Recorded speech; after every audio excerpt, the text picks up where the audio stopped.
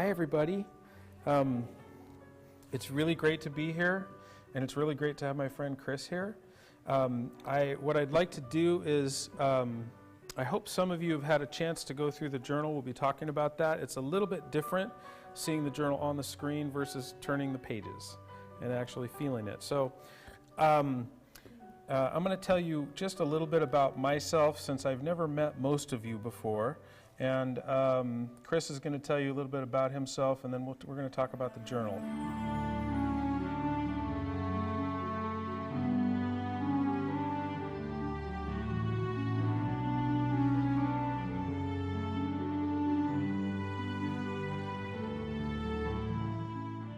A little bit about me.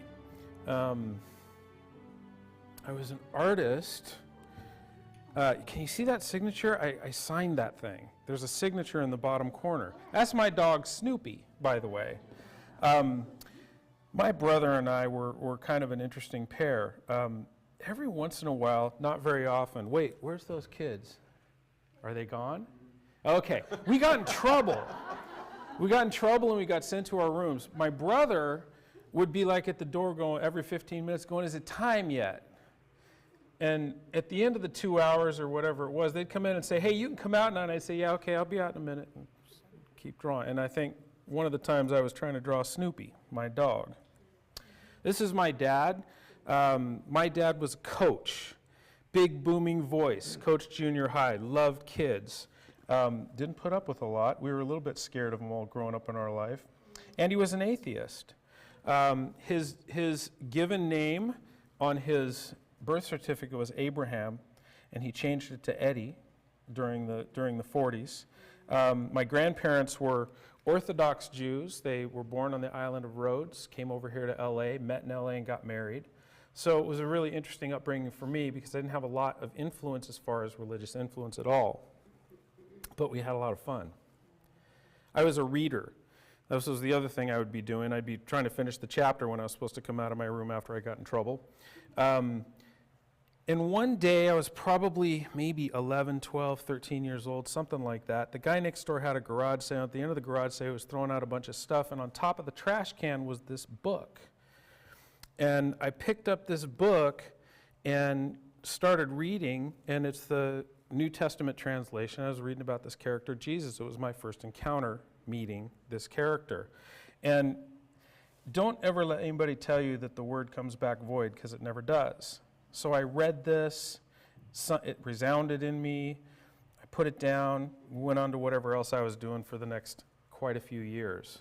High school, that guy in the middle, those two guys in the middle, that's me and my friend Ron. Ron I met in junior high. We still talk probably 2 or 3 times a week. And he said, hey man, you should go with me to this place. And this place was Calvary Chapel, and there was this pastor there named Chuck Smith. And there was also these other bunch of guys who would do Bible studies, old little surfer rats that would do Bible studies at night. One guy named Greg Laurie, another guy named Raul Reese.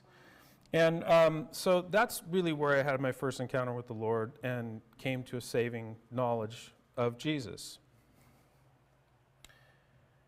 Gary Ansdell was my pastor. I found this church in Bellflower, California. It was a Calvary Chapel. It eventually turned into a place called Hosanna Chapel. It's still there to this day. They bought an old Art Deco theater and converted it. And today his ministry is Ambassadors for Peace, which is a multi-faith ministry. He goes all around the world. He talks to Muslims. He talks to everybody and shares his faith, and he's still very active. They were instrumental in my life because during that time, they were having a missions trip to Korea. So I was like, well, I'll go to Korea. Well, this other girl went to Korea. And now I met this girl, really, I think she was a singer, and so I saw her sing in prison. We met in prison. We were doing a prison ministry. And then I asked her out Easter Sunday, which I believe was April 3rd, and I asked her to marry me about 2 weeks later. And then we went to Korea a couple weeks later, did she say yes? And we got married in Korea. 4 weeks later. There wasn't a blonde head in that group at that wedding, by the way. Well, she's put up with me for 32 years now, and I'm very lucky. We've been through the wars. I wouldn't rather have anybody other than her by my side, and that marriage produced a beautiful, cute little daughter. She's the one on your left. The good thing about cute little daughters is that cute little daughters make pretty good models. And so the paintings are built in to your household. It's an interesting thing, however, to paint a teenage daughter who lives with you.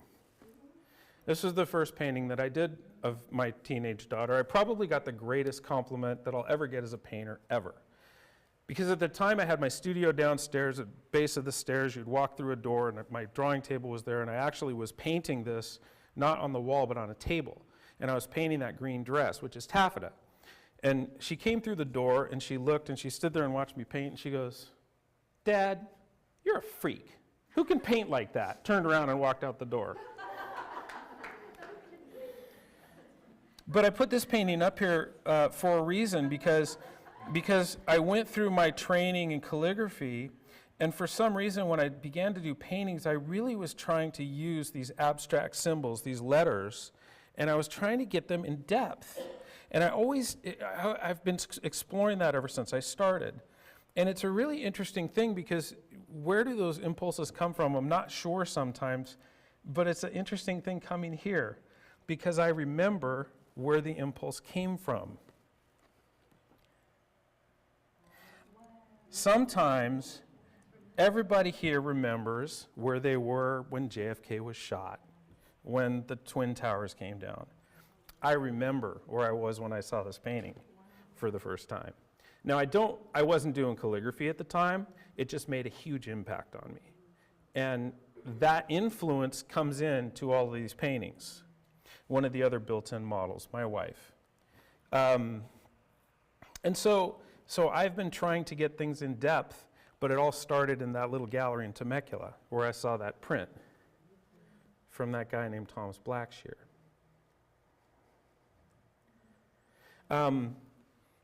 My wife, I fondly refer to as Lucy Ricardo quite often. I had done a couple of paintings, and I came home one day and she said, "I found us a gallery." This was the first painting that I did. This was for my brother and sister-in-law. It's the painting up here. It's called Family Blessings. The reason it's called Family Blessings is because when my brother and sister-in-law were having their house built, before the drywall was up, they took all their favorite scriptures and wrote them inside the walls as their way of blessing the house. And they had, I think, 3 kids under the age of 10 at the time, a very active house. It was the first painting I did. It's the most spontaneous painting I've done. Probably the calligraphy's the worst on any of the paintings that I've done, and it's the most popular of any of the paintings that I've done. So she came home and said, "I found this gallery." And I said, "You're nuts. I'm not opening a gallery." And yeah, she won. So I show you these to show you the context of how large the paintings are in real life. These are the originals on the wall. We had that gallery for about 6 years. We ended up moving to Santa Fe. We were there for 8 years, and then I just couldn't take retail anymore. I just had to get out. During the time that I was at the gallery, I began to meet with a group of men. A group of men was met at my brother's office, and he said, you should come. It's not a Bible study. We just sit down and talk. And we're like, well, I like that sound better than a Bible study. That's great. And so during this time, these men were interesting individuals. They were all mature Christians. We never called it a formal Bible study. The talk always came around to the Lord, always. This is one of them. This is Milt Richards. Milt's an Aussie, and Milt was one of the people that was pretty instrumental actually in starting the National Prayer Breakfast back in Washington, D.C., way back when, all those years. Poor Milt came in. I had been coming to the prayer breakfast a couple times, and I'd had this idea for a painting, and I didn't have the model yet, and he walked into the group, and I went, that's my guy. And I just kept staring at this poor guy, and he got creeped out. He was like, who is this guy? What is he talking? What? Quit staring at me. Well, one of the other guys in the group is my friend, the coach, John Block. John played 11 seasons in the NBA, coached in college for about 25, 30 years. He tells us he's 6'10". We tell him we think he's about 6'7". He's shrunk a bit. But John was like, Milt, it's okay. And then later, what goes around comes around. John got his own painting too. This one's called Man in the Arena. This is one of the other very popular ones because that blue text in the front is the Theodore Roosevelt quote called The Man in the Arena. It's not the critic who counts is how it starts. So these men had quite an influence on me. I was always trying to figure out how to paint my ugly old brother. And one day he brought in some pictures when he was at one of his son's wedding, and his girls were with him, and that turned into this painting. Well, one of the guys in that group was real quiet, kind of young, and he was there when I brought this painting in. You remember that, don't you, Chris? So that was a good one. I came in and unveiled the painting, and everybody was quiet for a little while. Figure if you can't make them cry, you're not doing it right, I think. And so it was a good morning. And then there's some other people that you may know that had a really great influence on me. This painting by Michael Dudas was the cover of the Prayer of Jabez. Ron DeCiani's Simeon's Moment was something that I had in a book that I could not take my eyes off of. One time, my wife had a client who was a yogi. And we were over at his house, and he said, I'm a Jewish family. My dad did this painting of this rabbi blowing a shofar, and do you think you could do something like that? And I said, I don't know. Yeah, I think I could. And so I started looking up. I went back to my favorite artists, these two, because I knew that these were the types of feelings that I wanted to get. And out of those influences came Inviting the Presence. He actually hadn't seen any of the work I did, so when he came in, this thing was, it was about as big as that angel over there, so he was like, oh, yeah, I guess you can paint a rabbi blowing a shofar. His dad had probably taken up painting after he retired, and so he was. There was a series of 3 pieces that I did on the Shema. The reason that I did 3 pieces on the Shema, for those of you, does everybody know what the Shema is? The Shema is that most ancient Hebrew prayer, Hear, O Israel, the Lord our God, the Lord is one. But it's not just a short piece, like I was asked to do. It's a long piece. There's actually three sections. Now you see 5 floating pages here. There's 3 sections in Hebrew, which I learned for this piece, and 2 sections in English.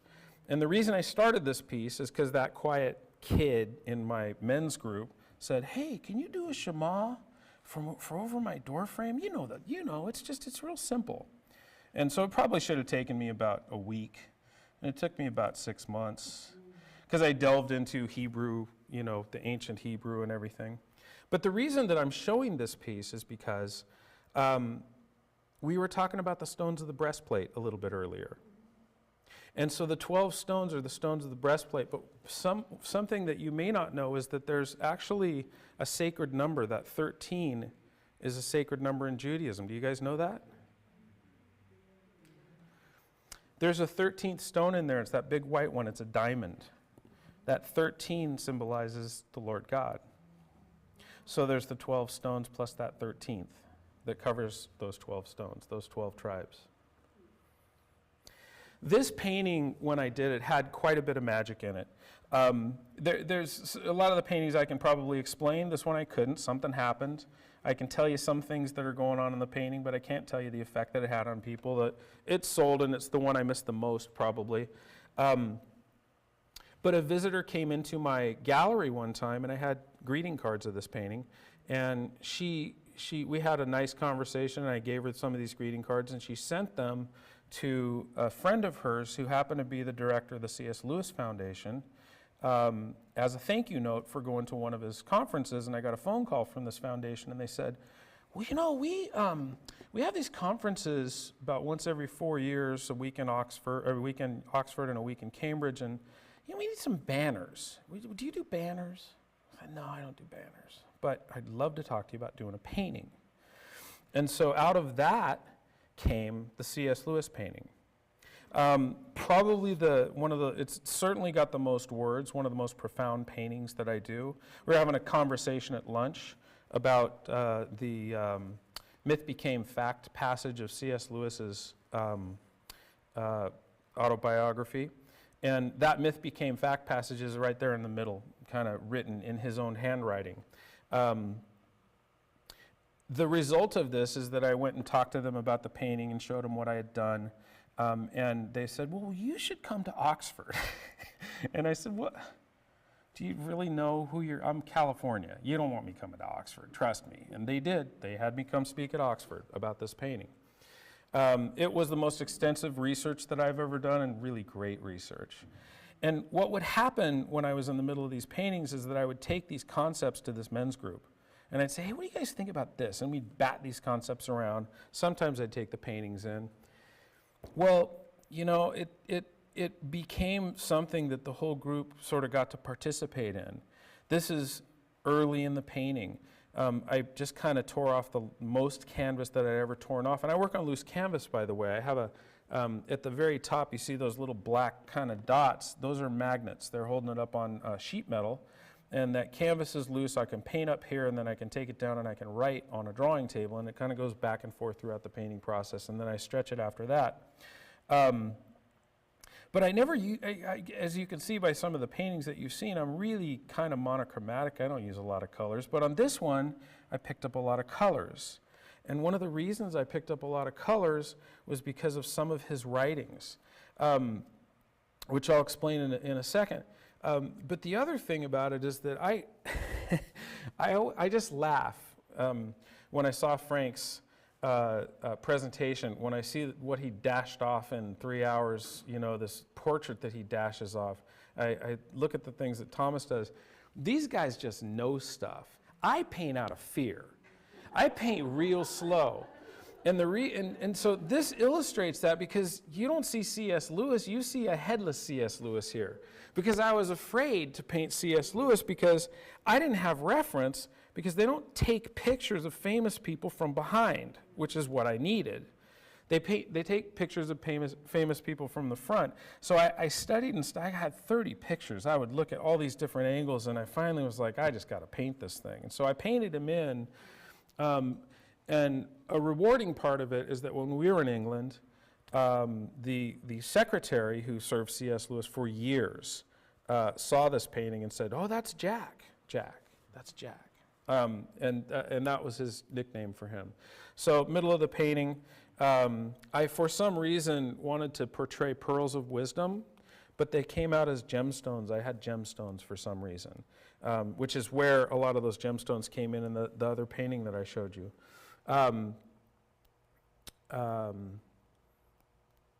There's 1,024 words on this painting. It's the most I've put on any painting. You just can't put that many words on a painting. It's ridiculous. Nobody's going to read that. And yet this is the only painting I've had numerous people come tell me, that's the only painting I've read every word. They stood there and read every word. So I actually had one lady say something, and it was very interesting, because in doing the study, I was watching a documentary called The Question of God. It was a PBS documentary. And it had a panel of people from atheists and agnostics to Christians and Jews and Buddhists, and they were all talking about this question of God and who God was. And they always used the word worldview. Oh, my worldview is this, and my worldview is that. And I had a lady in the gallery, she came to one of my shows, and she read the whole thing, and she walked over to me and she said, I think my worldview changed tonight. So it's a really interesting and privileged position to be in, to be able to watch some of that happen. Paintings that start conversations, really. One of the people that was in that group working on all of these concepts with me was Chris. Now, I knew quite a bit about Chris, but Chris was one of those people who sat there and didn't say anything. He always sat there and he'd if you asked him a question, he'd kind of reluctantly answer, but he really didn't say anything, hardly at all. And so we'll talk a little bit about the Barron Journals, and I'll tell you some of the surprises that I got from Chris. Chris Barron's an author. I met Chris at the first C.S. Lewis conference. Chris, the author, the poet, was a driver. They needed a bunch of drivers, so they hired a bunch of knuckleheads, and Chris headed up those knuckleheads. Hey, I was in charge of the knuckleheads. He was in charge of the knuckleheads. And they went over to England a week early just so they could drive around the streets and not crash, and figure out how to drive on the wrong side of the road. But the interesting thing about the C.S. Lewis conference is that in England, if you're a C.S. Lewis fan and you want to kind of know what C.S. Lewis did, you go, you listen to things, you study, you listen to people speak, and then you go to the pub. And that's what they did every night. They went to the pub, and they'd have a pint, and they'd stand there and recite poetry. And man, oh man, I've read poetry, and I'm like, okay, that's okay, all right, that's okay. But man, when the poets when they speak their poetry, it's a whole different ballgame. And I heard these guys talking, and then I heard him talk. And he did a poem about basketball. And that poem about basketball made me want to get out on the court, the way he spoke this poem. And so that was my first introduction, really, to the poets. Chris is married. His wife is Ella. Ella's also an author. Oh, this poor family, 2 authors in the same family. Ella's pretty hilarious. Ella has a book. She's Filipina. She has eczema. Itchy brown girl seeks employment. It's a memoir of her experience in America having eczema and her trials and tribulations. Chris himself has been published in numerous anthologies, and his book that we have here, and some of these poems are coming out of, is called Lantern Tree. It's actually 4 books of poems. He wrote this book, and 4 poets each have their own books of poetry within the same volume. And that's where some of the work that we're coming up with comes out. And with that, I'm going to introduce you to Chris Barron, and because I wanted him to come up and start at the beginning. Now, do you want me to advance your slides, Sure. or do you want me to advance your slides for you? Here. That's okay. Okay. All right.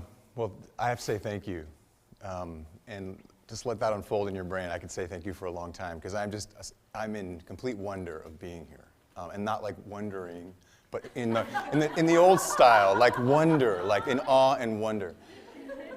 Because so much of what I'm seeing and hearing and experiencing is challenging and exciting, and I just can't, anyway.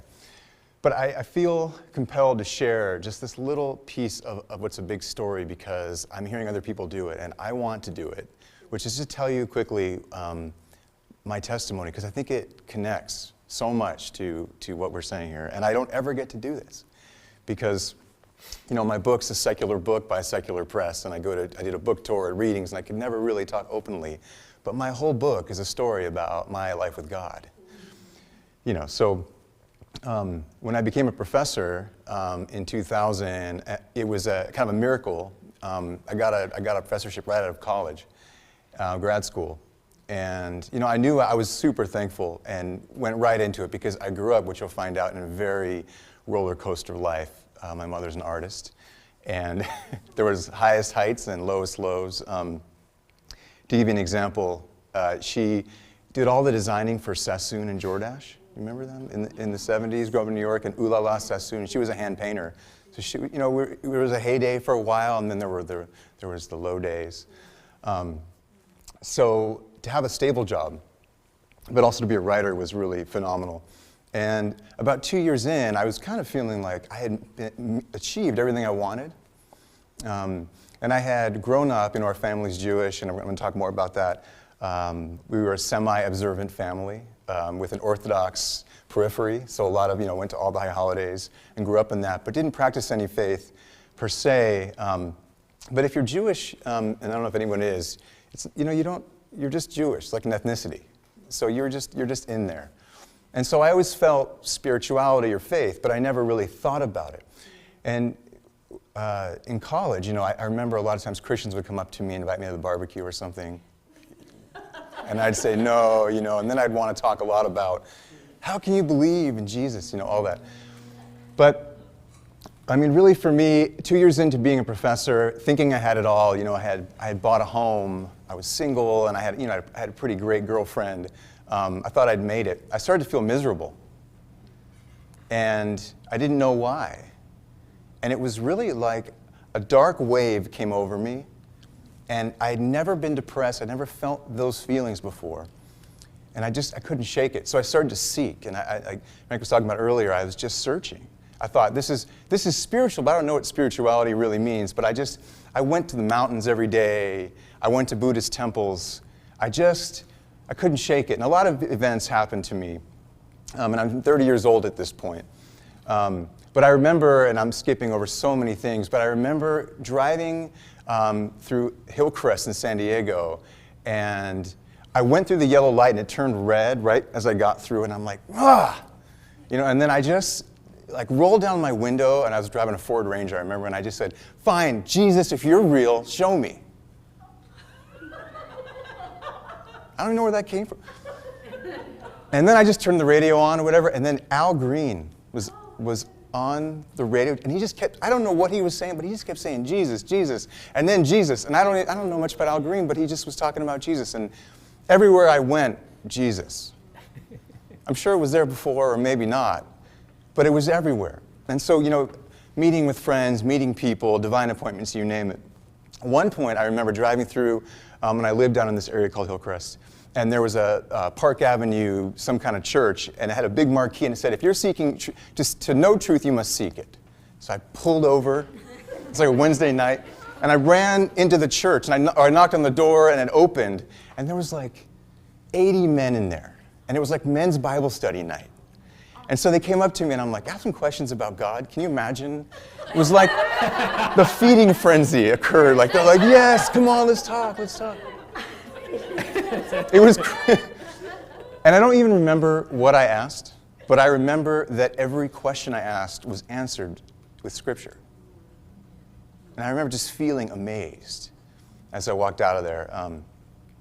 And a lot of times, I'd meet with friends and ask questions about God, and they'd ask me do I want to put Jesus in my heart, or however it goes? And I would say, no, not yet. And however it goes. And then eventually, I met a group of people who I really connected with, and ended up going to like a home group, or whatever you might call it, or a life group, or a home Bible study. And I met a guy who had just finished his master's at Regent in Canada. And he could spar intellectually with me, because I'm a professor and full of myself, and I had a lot of academic questions to ask about the historicity of the Bible and all that. And he took me on all night. It was an all-nighter. We just went at it. I said, well, what about, and he was right there with me. And maybe I was tired or whatever, but by the next morning, we met at this really famous coffee house in La Jolla called Panikin. And I said, what do I have to do? And he said, well, you've already done it, but let's do this. And then we prayed together. And, and my life completely changed from that moment. And so many amazing things happened from there. And one of the things that happened, all the good things happened, including meeting my wife, and just so many changes. But there's a cost, and some of you have, I'm sure you all have stories of this, but when this happens to you, you get really excited and you start telling people. And not everybody wants to know about this. Did you know that? So my colleagues especially weren't so excited about my transformation, but they were my friends. And it was really difficult for me. It was difficult for me to tell my parents. They weren't super excited about my sudden conversion, even though I was trying to explain it all to them. But one of the people that saved my life during this time when I was really struggling was Randy's brother, Bob, who had the 2 daughters. And he basically, I remember it was a call to the front of the church, and I went up there and just got on my knees, and I'm like, Lord, what am I supposed to do? I'm so happy, but people aren't happy for me, And he came up to me and prayed for me and said, I think I'm supposed to hang out with you.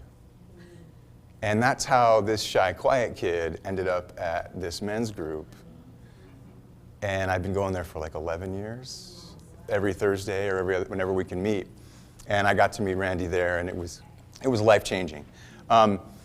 So this book really came out in 2012, and it's a poet's first book. It's my first book that's published, and typically a poet's first book is all about identity.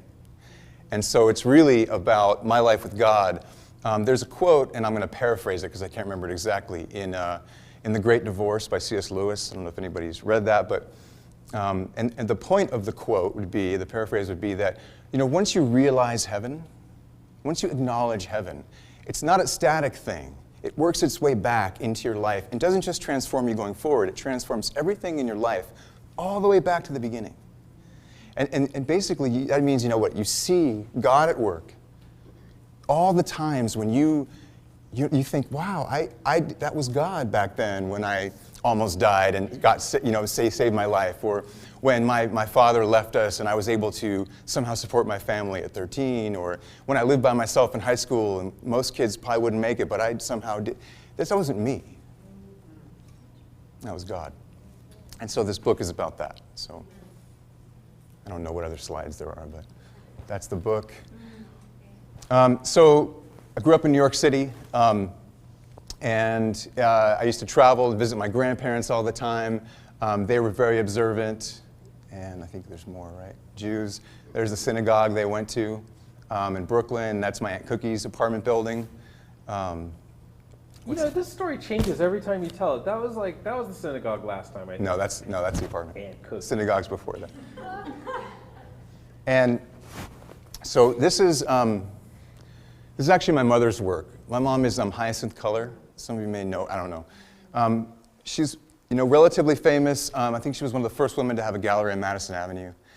And she just made a huge mark in the 70s. And, I can say so much about her, but, she had my brother when she was 15 and dropped out of high school and was discovered as an artist. And art really saved her life, and she made it through that. But it created a very eclectic growing up for me, which maybe we'll talk about later. But I would come home and see the models for such paintings in my house. It's not normal for an elementary school kid to see that kind of stuff. But I thought I was going to read a few poems, but one I want to read, and I don't think you've heard this one, is really an ode to her, and I think that you all might appreciate this poem more than any other crowd I've ever read to. One of her biggest influences was Duchamp. And I used to get really excited because she was wonderful about allowing me in. Like, I could do stuff. I could get paint. I'm really bad at it. And I don't mean everyone's an artist. I know that part. I know. But I just don't have that talent. And it's been a challenge to be her son. But I would sneak in there and I would do all kinds of stuff in the gallery. And sometimes it wasn't always so positive. But this is called Hiding from Duchamp. Descent. I walk the studio at night. The redolence of oil, chemicals settle on my tongue. The brushes harden on dried palettes. A quiet swelling surrounds me of unborn figures. The indistinguishable blues and greens, rough etchings, images depicting successive movements of a single body. Most formless, but some with painted-on eyes that follow me to the core of the studio, where the tight stretch of empty canvas holds itself in the cradle of an easel. Exploration. The paint tubes, unopened, lie on the floor almost ready to burst. Unskilled, I mix them, combining color with newspaper, print, and foil. All night I cover the canvases with misshapen nudes, taking walks down staircases lined with hand-painted silk until my shirt, glazed in wet acrylic, reflects the sun through tiny ceiling windows. I slip away to bed as if I'd never left. The overcolored sheets twisted to a rainbow. Futurism. The artist returns, breaks glass, moistens clay, stirs fiberglass. She begins with graphite and oil on canvas, vows like Duchamp to never repeat herself, doesn't paint over the crude etchings of her son. Instead, she builds on them, combining acrylic with resin. She mixes all these things, the glass, the clay, the brush itself, each image separate, each figure suspended in time and space. Features once flat rise from the canvas, rough as epoxy, singular as fingerprints.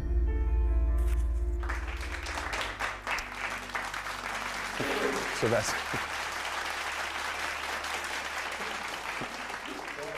I don't know. That's my father. What can I say about him? He has a big influence in this book as well. And a lot of what I've dealt with was because of him. I mean, you know, I had fully reconciled with him by the time he passed a few years back. But he was a con man by trade, and he did a great job of bringing our life really great things and really horrible things. And so a lot of trying to understand my own life was seen through the lens of a father like this. An amazing man and also difficult. What's on the back of that shirt? Do you have a picture of it? No. So to give you that, the back of his jacket says God. Yeah. Okay, so growing up, just the thing we'll deal with tonight mainly is just, I grew up in a very pro-Zionist household. Now, I love Israel, but even as a kid, I felt there was something wrong for what I was experiencing, and that was the kind of viewpoint that, and I'll just give you phrases that I heard, things like, the only good Palestinian is a dead Palestinian. And so when you grow up in that as a kid, you're trying to identify with your elders and agree. You want to agree. But I always felt, well, what does that mean and why? So, very pro-Zionist, and I was raised to think that I had an enemy out there. Because one day, of course, like every good Jewish kid, I was going to Teglit, I was going to go back to Israel, I was going to become an Israeli citizen, and all the things that Jewish kids do. All the way, through my bar mitzvah and all the things I did, I was raised thinking that I had an enemy in Palestinians. And so, in 2007, through a lot of amazing circumstances that my wife helped with, I had a chance to go to Israel for a month. And part pilgrimage for myself to accomplish that kind of homecoming, and to experience all the kind of things that I've read out in the Bible and everything else. But also, I asked God if I could know my enemy and love my enemy. Was that possible? And that was really the basic prayer. And so I went with a good friend of mine, and we went for a month, and I was volunteering for an organization that was a secret or underground church in Jericho. Anybody been to Jericho? So if you've been there, it's not, it's difficult, especially recently, to be there as a Christian. But there was an underground church working there, and I was going to go there and have a chance to volunteer. So I toured the country, and I was able to also volunteer, with this organization. And the first night I went, and I can tell this group, I don't ever get to say this, but I went to Jerusalem, and I took a sketchy cab ride to the West Bank, and I'm scared out of my mind. And I get to the West Bank, because of all that I've heard, and all that was real as well. And then we go to this place called Almog Junction, where there's this rooftop restaurant, and I go in there, and this is where the church meets. And it's kind of a phenomenal thing when you walk into a church, and then it starts, and it sounds exactly like your church at home. It's like a homecoming, except that everyone there is speaking Arabic and Hebrew and English. And there are Jewish people, Christians, and Palestinians all worshiping together. And it's just a phenomenal experience. And actually that night, I watched someone get healed. A deaf guy could hear. And I'll never forget watching it happen, and it happened so subtly. It wasn't like, I can hear, and the bells were ringing, and it was actually just sudden, she had prayed for him, and she went, and he went, that was it. And so I just felt like the Lord is moving, and I met this guy named Suleiman, and just talked to him for a few minutes. Well, the next day, I was walking through Jericho, and I saw him, and he was eating lunch. And I just said, hey. I started talking to him, and he basically said, hey, why don't you come to my house? I said, okay. So, and it turns out he lived in Akbat Jaber refugee camp. So before I knew it, I'm walking side by side with Suleiman, who is a Palestinian believer, who can't tell anyone he's a believer. His dad's one of the main sheikhs in the refugee camp. And so a lot of the poems in this book deal with that, and I want to read one. Yeah. So this is some pictures of the camp. Oh yeah, this is a picture in the refugee camp with Suleiman. Actually, both those guys are named Suleiman, which is kind of funny. This is my friend who I met at the church and later that day. And then this is also Suleiman with his Che Guevara sweatshirt. And he's a Bedouin. And one of the things about this moment that's really interesting, I'll just never forget, is he, actually, is there the goat picture next? No, okay, go back one. So through this wall, this is a wash filled with trash, okay? And inside of here is an area with goats, and Suleiman's bed is just outside. So there's no money here. There's nothing here. And so I'm sitting there, and all of a sudden, you can see this, you can't see the tray here, but his little brothers come out with this glass tray with these beautiful glasses full of tea, full of and honey. It was exquisite. This is incredible hospitality. So I was walking through the camp and saw many things that were frightening and as I imagined. But one of the things I saw was the girl. Can you show that? So I just want to read you this poem. It reminds me of this painting here in Iraq. Is that your painting? Yeah, I saw, Randy was telling me about that, and I saw it, and I was like, wow. It's just... So, can you resume that? Is it go back and forth? Because I just want to say, if you notice this structure, it's not completed. In fact, it takes weeks to have enough money to buy one brick. So a lot of the structures are unfinished. But I saw this girl and I was so moved. And the only way for me to capture what it felt like to be there was to write poems. Because I needed to capture the emotion and the imagery and put it all together. So this poem's dedicated to her. 200 feet below the sea, Akbat Jaber refugee camp, West Bank, Israel. Banana farmers beg the sun to be merciful. Deep in the earth, water waits to spill up into the dirt washes that become baskets of bottle green, filled with busheled leaves grown wild in the air of the Dead Sea. This refugee town, buildings reach brick by brick, and I walk with Suleiman arm in arm, beyond nervous, remembering that I do not look Jewish, in a place where a notion of this part of me might cause me to disappear. Secret streets deserted to eyes used to busy streets, until behind one broken red door, framed into an unfinished heap of cinder blocks, I see you, little one, staring at me, and I smile. I imagine the strange of you, the split-hair life you lead in the quiet doorway. It's hot today in January here in this bowl below the sea. The scorching air packed in the doorframe. You step back into the dark brick. What do you see? This tall man, pale in the golden sun, away from who he is. Can you have compassion for me? Can you see hope? Not because of what I can bring you, but because I might want to meet you. I pause for a moment and Suleiman looks at me, patient, curious. What I want to say to her is, come out from behind that doorway. Be beautiful. Live. Live. I want to ask you about what it means to be alive in this place, your home. Through wrecked gates, through viral water, through sheep's dung and black smoke, the lonely caress of waiting. But I say nothing because I'm afraid, because in a place like this I have no rights, just as she has no rights. I turn to Suleiman and ask him if he knows this little girl. He looks at the doorway, smiles at the insignificance of my question. He's not cruel, just my question is so out of place in his experience. He mumbles something in Arabic or maybe in English.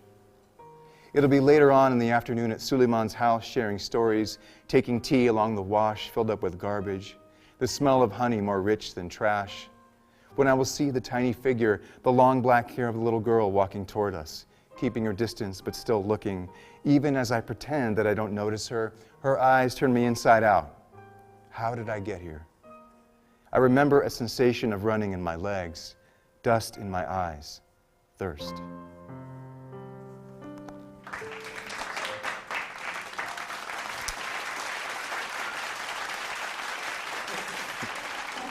And then, so now the focus of my life, and I read some of these poems earlier today in our workshop, and thank you for letting me read those, is this goofy crew that I get to be with. And now I'll just say that's Ella and Asa, Samaria, and Kaylau. So.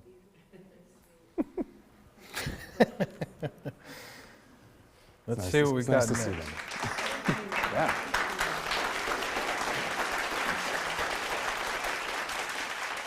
I don't know, we're all tired, and I couldn't move. Sorry. The door was not red. I know. I'm a liar. It's poet memory. So I'm gonna briefly tell kind of how our collaboration came about. We're gonna talk about one poem, kind of what was going on within that poem and how it all came about. At the time that Chris and I talked about doing this poem, he had 2 kids growing in his yard. Sammy, that little Samaria, she's the one in that little pot on your left. Yeah. There was a particular time in the gallery where, some of you may remember, the economy went down. And it was getting really difficult. I was really sick of retail. People would walk in and they'd go, "I'm just looking." And I'd be like, "Go to a museum," in my mind. and I know, yes. All I would say is welcome. And I decided, man, I got to get out of the guy. I got to get some human interaction. I'm going to go teach at one of the universities. I called one of the universities. They said, "God, we'd love to have you come teach. Come teach. That'd be great." She talked and talked and talked. And I said, wait. I don't have any degrees. I just have experience. She said, "Oh, I can't even talk to you. We have to have a master's degree to teach this." And so I told my wife of this, and she said, "Well, you've always wanted to go back to school and finish that degree you never got 30 years ago anyway. Why don't you?" And I said, "Yeah, why don't I? Nothing's happening here." So I decided to go back to school. Now, I live in Santa Fe, New Mexico, and in Santa Fe, New Mexico, I still have a California driver's license, because in Santa Fe, New Mexico, they don't comply. I think they're one of the only states in the nation that don't comply with the Homeland Security Act.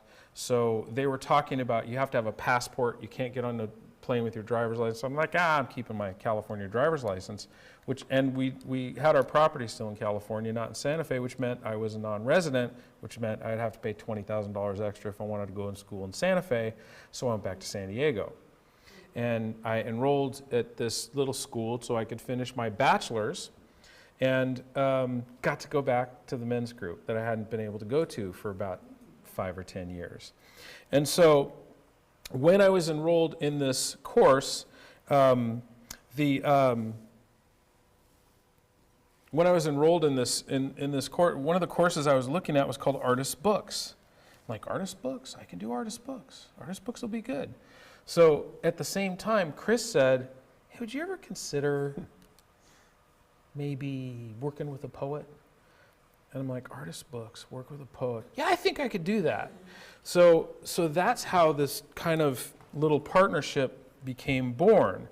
And Chris at the time began to get me a lot of his words, and we started talking about this. I got accepted into the course even though I didn't really have the credentials. But she let me in, and so we kind of started this partnership. Well, Chris had kind of talked to me about his mom being an artist, but he's quiet. He doesn't really say much. He didn't really say who she was. He didn't say that she designed for Jordache. He didn't say all of this other stuff. It was later I found out she was one of the first women, or the first woman, to have a gallery on Madison Avenue in New York, and that she painted, kind of famous people. She wrote 5 books. If I would have known that, I never would have worked with this guy. So he was probably smart not to tell me that. But his words at the time in printed pages, because they weren't in the book yet, were compelling to me as I read through them and I did my research. And as I did my research and as I read these books, one of the poems jumped out at me that probably would be the starting poem in what I wanted to do first. It was a compelling poem called "Life Unworthy for Living." That's the first poem in the book. But I had all these different poems kind of running around in my head, including one of my favorites called "Samaria," which he read earlier today. It was a really nice moment because he sat there and read a poem, and the students in the class wrote his poem in calligraphy or in whatever expressive. And he got this cool little picture to send back to his daughter, and that they communicated back and forth. They were thrilled with what you did, right, Noel?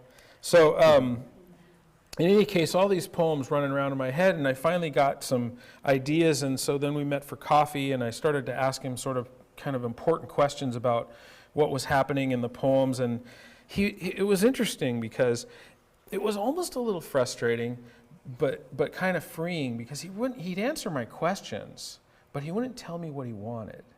He understood, actually, that an artist, if is free to work, will be more intuitive. And so he left me alone in that way. He just didn't want to give me a lot of direction. And it turned out really to be a gift. Can you read Life Unworthy for Living? Sure. The preface of this poem, and it's just, briefly, is it's a poem about the Holocaust. And so just know that. And when I was about 7 or 8 years old, I remember going to Brooklyn to visit my grandparents, and they said, "Why don't you go in the bedroom and play?" So I did, and I remember playing with action figures. And then I heard my grandparents and my parents and some other people, I can't remember, out in the living room. And I don't know if you can remember the first time you heard a grown-up cry when you were a kid, or your parents cry. It took its mark on me. My parents didn't cry very much. I cry all the time with my kids. I don't know what that's going to be like. But at that moment, it was startling. And I remember being really scared. And I asked my father, what's happening? And that's when they told me they were watching a film about the Holocaust. And they had to tell me about it. And it's not that moment imprinted in me. This is something that happened, and I felt very connected to this. And, as a Jewish person, and I didn't have any relations in there. I didn't have anyone directly connected other than sort of my people and humanity. And so this poem deals with asking, why am I connected? What is it I'm feeling? And with the help of Randy, it was, and actually this is, and I haven't thought about or learned how to describe this yet, but instead of running away from it, and that's kind of to do with what you were saying, is get into the tension. I forget what you said exactly, but I had to face it and go in there. So we'll see that here. Life unworthy of living. I'm quiet in my own history. I walk a smooth stone between my fingers, along my hand, in utter silence, writing poems about the Holocaust. It's been 6 decades. I wasn't even there, yet my mind won't let me believe what my heart is living through. The memories rise in the voice of my grandfather, so I go there again, and this time with my own children, this time not alone. I'm on my knees holding them. They're staring at me. We're outside. It's cold and our coats are torn. There's a man in a dark hat. His eyes are made of wood. His hands are clothespins. He hangs us on his line one by one, tells us that we are life unworthy for living. I pull them close to me, whisper in soft ears at that same moment, not to be afraid. God will look after you. In the absolute silence, I can only hear the scrape of the train coming in over the voice of the clothespin man, the iron wheels grinding, and the shrieks of the train whistle so loud that it is utterly silent. Yet even in a memory which is not my own, I follow the steam up and up where it circles against a dark sky and for a moment breaks the clouds where starlight pours into stillness. A silence that veils a people, visible, invisible, who have always lived, who will always breathe in the still and sovereign glory of life worth living.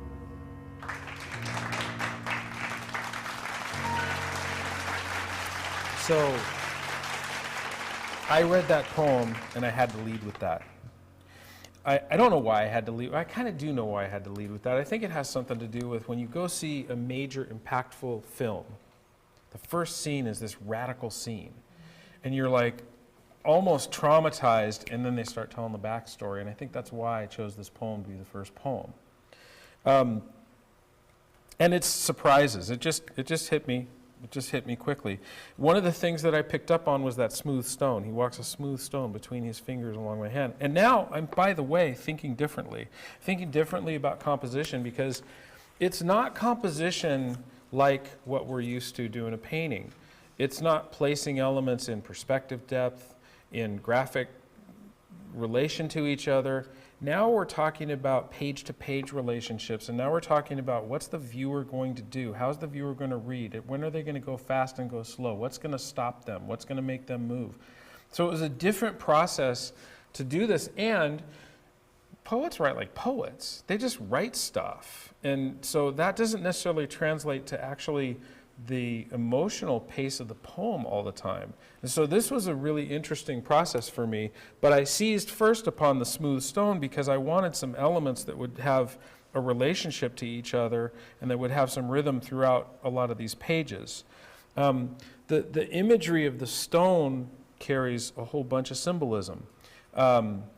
It speaks of contemplation, it speaks of worship, it speaks of permanence, it speaks of remembrance. In the Jewish culture, when you visit a grave, you leave a stone to say that you were there. Some gravestones have hundreds of stones on them from the people that have visited. So these thoughts, along with this imagery, was like, oh, this is kind of what I need to do. My wife and I, at the time, would go for a walk on the beach every morning, and we'd pick up one stone. We wanted to fill up a jar. We didn't want to just bring it. We'd pick up one stone. She picked up all the white ones. I picked up all the cool colored ones. I think it was after we saw that movie with Jack Nicholson and Diane Keaton where she got all the white stones. And so, but in any case, these then would become my models for what I was going to do with the book. So with this kind of visual cue, I wanted to indicate kind of a mood that would match the tension that I felt when I read that poem and came to that particular part about the Holocaust. So the poem begins in this quiet contemplation, and with page spreads, I don't actually look at pages, I look at page spreads as a whole, as my whole canvas. I wanted to be contemplative like he was being contemplative, and allow that tension of wondering what would come next build in the reader as the pages were turned. So, Chris, can you read that? I am quiet in my own history. I walk a smooth stone between my fingers along my hand. In utter silence. In utter silence, writing poems about the Holocaust. So, I'm not actually a really fast painter at all. When I experiment, I just do a bunch of stuff. But in this particular case, these pages came really easily, really urgently, because when I came to this word, the Holocaust, it wasn't something that the reader would expect there. I walk a smooth stone. I'm writing poems in utter silence. Writing poems about the Holocaust, really? With that beginning? And so I wanted the impact to be on the reader. The Holocaust, for me, brings up imagery of black and white pictures of Jews, prison clothes, images of ancestors before the war, which is kind of what family farms. And these first pages came quickly. They all came in one day. I just wrote. I just let kind of the images come. The brushstrokes were there. And one of the things that was important is that you can't have pretty calligraphy for this poem. It's too important for that, to have something like that. And so the technique was really kind of thrown out the window, and emotion was what took over for the poem. But even with that one day of coming in and doing all of these, writing all this stuff, there comes a time for me when I have to understand why I'm doing stuff. So research comes into play. And so I wanted to look at the imagery associated not only with the Holocaust, but with Chris's roots. Chris's roots are Eastern European. He's specifically Romanian. So I looked into pictures of people before the war. I also wanted to look at New York, Lower East Side of Manhattan before the war. And then I had to look really for imagery from the war.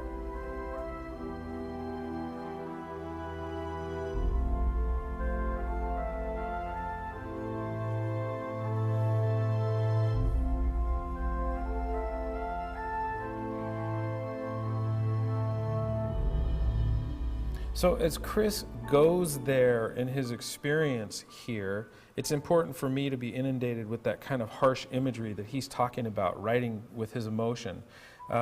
for me to convey that sort of emotion. This imagery of barbed wire, the yellow star, the word Jude, they all found their way into what I later, 2 days later, came in and realized was the beast of the Holocaust. This ended up looking like a beast to me later. And so all these things are interspersed throughout these brushstrokes that I put in there. And then I had a transition to what I feel is the second part of the poem. And he's writing, he gives the reader that shock, and then I need to use images and text to speak of this kind of dim reflection, this time past, and by someone who wasn't there, really. So, can you read that, yeah. Chris? It's been 6 decades. I wasn't even there, yet my mind will let me believe what my heart is living through. The memories rise in the voice of my grandfather, so I go there again. And this time as children, this time not alone. Now, there was another really extremely important image for me. And it was an interesting thing because I knew Chris, and I was wrestling with this. But Chris never really defines who he's talking about in this dream state. And I wasn't really necessarily wrestling with it, but I remembered one of the most horrific scenes I've ever seen in any film. And it's that final devastating moment in the film Sophie's Choice. You guys remember Sophie's Choice? For those of you who don't know, I've never seen anything in cinema that brought anything home like this. Sophie is a Jewess. She has a little boy and a little girl, and she's standing at the train tracks, and the Nazi says to her, "Choose." Remember that little girl in the pot? Little Sammy? So I painted her in that spot. I didn't tell Chris. Because I really thought that this needed to come home to Chris. And I didn't know any other way to do that. And something happened with that, because at this time he was meeting with the poets and they were putting this book together. So Yeah, so if you remember, I mean, you just heard it, but I revised that line where in the poem initially it was, I went as children. But when I saw this, I had to rewrite it with my children.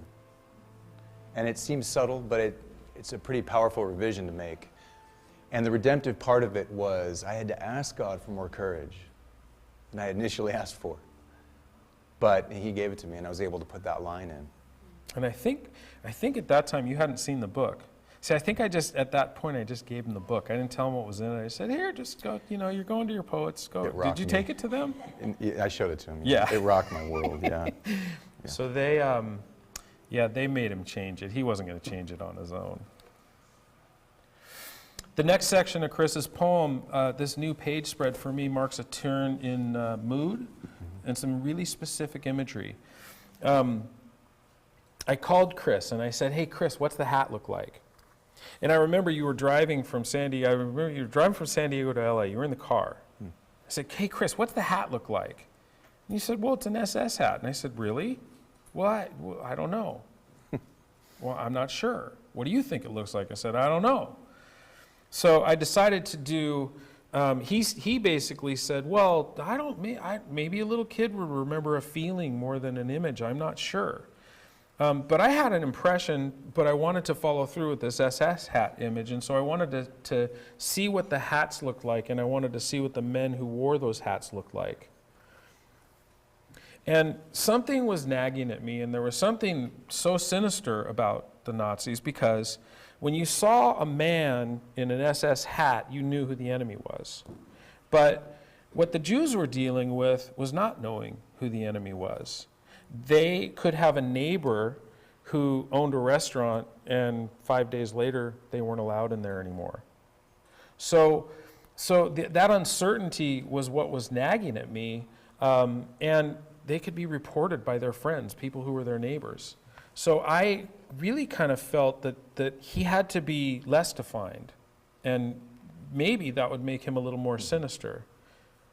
So the man in the hat became this. Now, you might have noticed throughout some of these pages, when I started this, I began to just draw lines. There's just lines going across the page spreads. And when it got to that Holocaust page, those lines turned into barbed wire. Here's a close-up of some of that barbed wire. And the pacing changes at this point as well. It doesn't really become panicked, but it definitely becomes more anxious. And so there's more tension, and the words come faster. So I needed to begin to write my words faster, physically write them faster to try and match that tension, because he's really not out of control, but he's trying to understand what's happened. Incredulity is kind of creeping in, and the realization that this man symbolizes something more evil.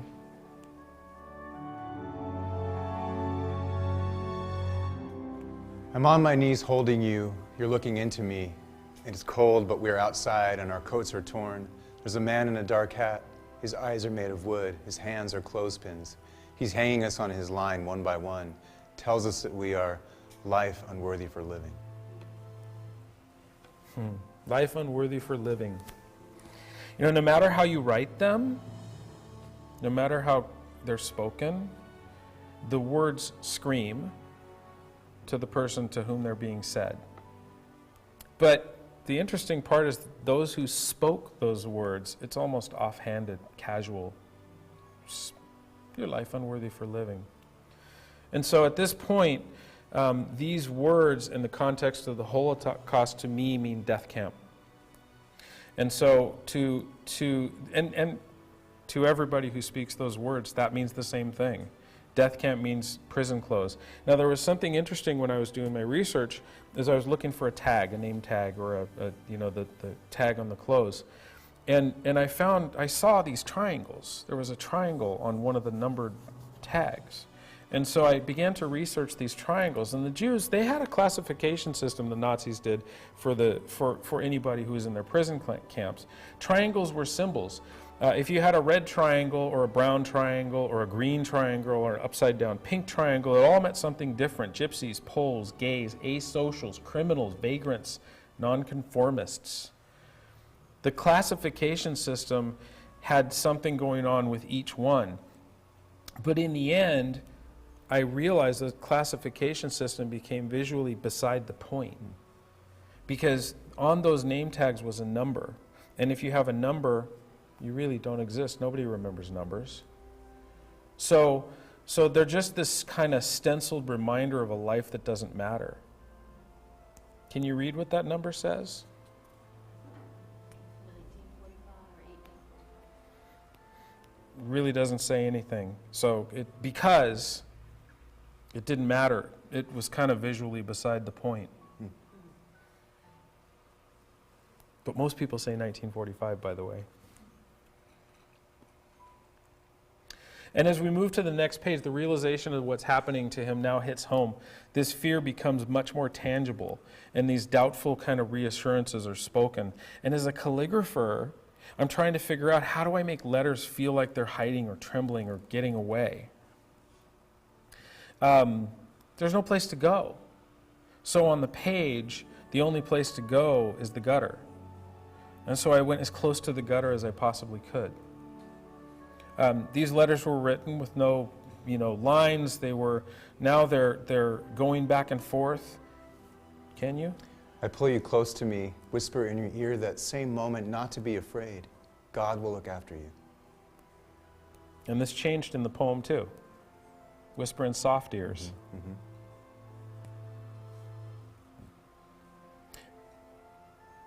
Can you read that, or do you want me to? You read.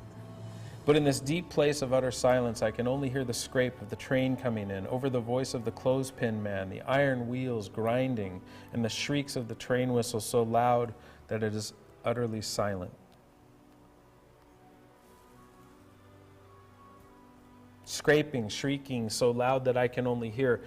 For me, this page needed to be scuffed, it's scratched. It needed to lead to the next page. It needed a transition over there. His descriptions remind me of what happens with auditory overload, white noise. It's so loud I can't hear anything anymore.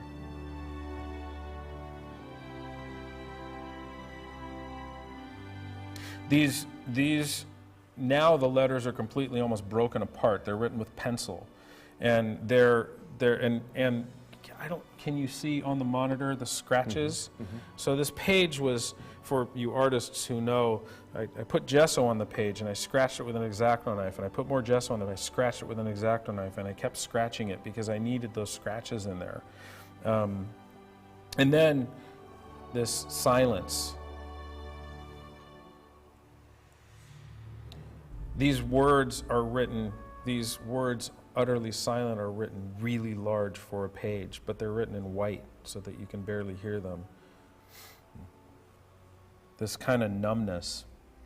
I found this reference photo. It came from a blog of a man who went on a tour of Auschwitz. And he was with the Peace Corps, I believe. And his reflections on this really seem appropriate. Let me read them to you. I showed almost no emotion for the whole tour. No one did. Our entire group of Anglophone men and women didn't shed a tear around one another. My breakdown finally came when, at the end, I climbed the guard tower, the one straddling the train tracks and seen in every Holocaust film. I looked out over the enormity of it, and it wasn't even a rational thought. It was one glance, and I had to leave quickly. I found a small field of white wheat near the doors, went into it, and cried for less than a minute. So for me, this is where the action stops. Literally, figuratively, I'm actually exhausted now from going through this with Chris. Thank you, Chris. Welcome. But Chris then brings us back to this present reality with his reflections. Seems to tell us that the silence isn't silent, the visible isn't all there is. There's glory in life, and it's worthy of living. Chris, do you want to read that Sure. last part? Yet even in a memory which is not my own, I follow the steam up and up, where it circles against a dark sky, and for a moment breaks the clouds, where starlight pours into stillness, a silence that veils a people, visible, invisible, who have always lived, who will always breathe in the still and sovereign glory of life worth living. Yeah, well, one of the things that was so powerfully rewarding in the process for me was, just seeing my work done in this way. I can't even begin to explain it, but this is one of the pages that really grabbed me, because the shortest version of this would be that I had my imagination baptized long before I ever got baptized. And I'm really stealing from Lewis there, who also said this. C.S. Lewis said this, because he was an atheist, but he would talk about how, he had read fairy stories and the truth and Tolkien and all, George MacDonald and Chesterton and all these people who spoke the truth through these astonishing supernatural fairy stories. And I'm a Tolkienist also, and there's a scene in Lord of the Rings, in Return of the King. It's one of my favorite scenes. Do you want me to read it? Will you read it? Yeah.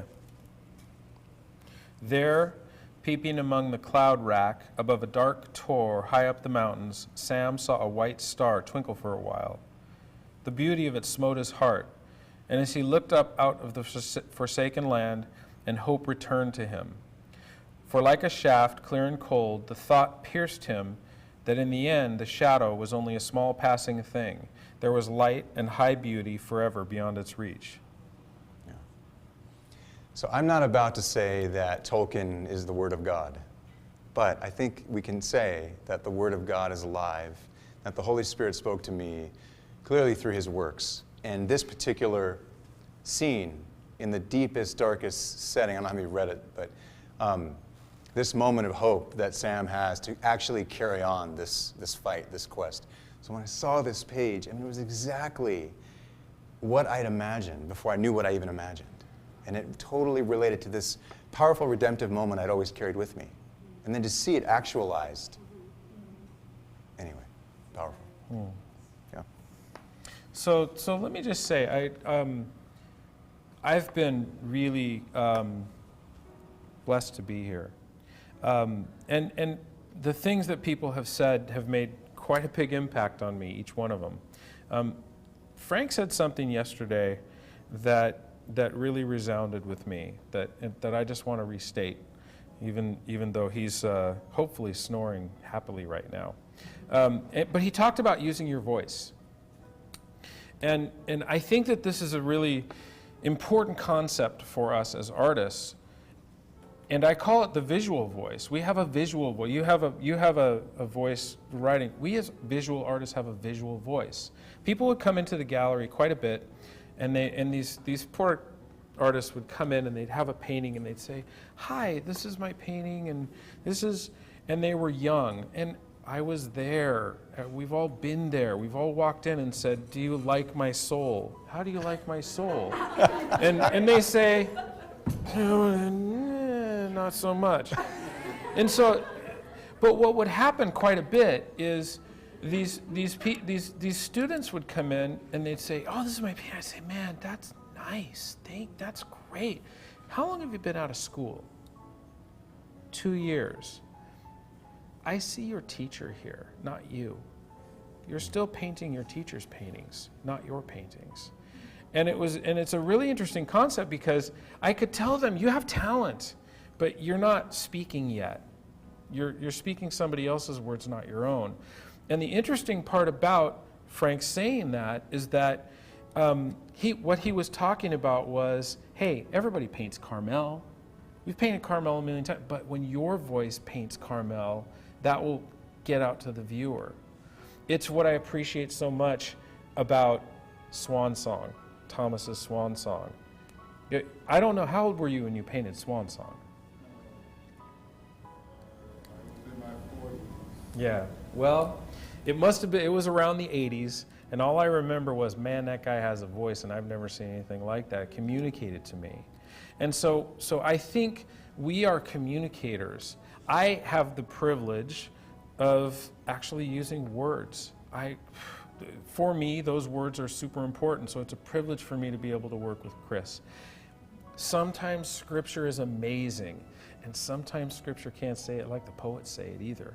And so a lot of times being able to mix that up, it doesn't always have to be Scripture. It's not important that Scripture's always in my painting, but it's always important that the Spirit's in the painting. Yeah. Mm-hmm. And that's the most important part. So for me, in doing something like this, I worked on that over probably a 3-month period, that first poem, because I had other things going on. But it was nice to be able to take the time. But the most important part, and I'll leave with this, is somebody was in the gallery one day, and we were standing in the back, and I had, I think, the C.S. Lewis painting up there, and I think he was a pastor, and he said, "So you pray before you paint?"